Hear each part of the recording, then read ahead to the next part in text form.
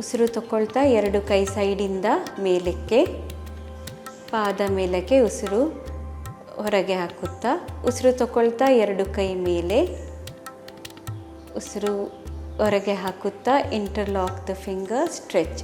First ಬೆನ್ನಿನ elbow stretch ಆಗಲಿ. ಈಗ ಎದುರುಗಡೆ ಒಂದು ಬಿಂದುವನ್ನು ಗಮನಿಸಿ, ಹಾಗೆ ನಿಮ್ಮ ಹಿಮ್ಮಡಿಯನ್ನು ಎತ್ತಿರಿ. ತಾಡಾಸನ, ಇದಕ್ಕೆ ಪರ್ವತ ಭಂಗಿ ಎಂದು ಕರೆಯುತ್ತಾರೆ. ಬೆನ್ನು ನೋವಿಗೆ ಒಳ್ಳೆಯ ಭಂಗಿ, ಮಕ್ಕಳಿಗೆ ಎತ್ತರ ಬೆಳೆಯಲು ಸಹಾಯವಾಗುವುದು ಹಾಗೂ ಬಾಡಿ ಪಾಸ್ಚರ್ ಕರೆಕ್ಟ್ ಆಗುತ್ತದೆ. ಸ್ಲೋಲಿ ಕೆಳಗೆ ಬನ್ನಿ. ಉಸಿರು ತಗೊಳ್ತಾ 2 ಕೈ ಸೈಡಿಂದ, ಉಸಿರು ಹೊರಗೆ ಹಾಕುತ್ತಾ ರಿಲ್ಯಾಕ್ಸ್, ವಿಶ್ರಾಂತಿ.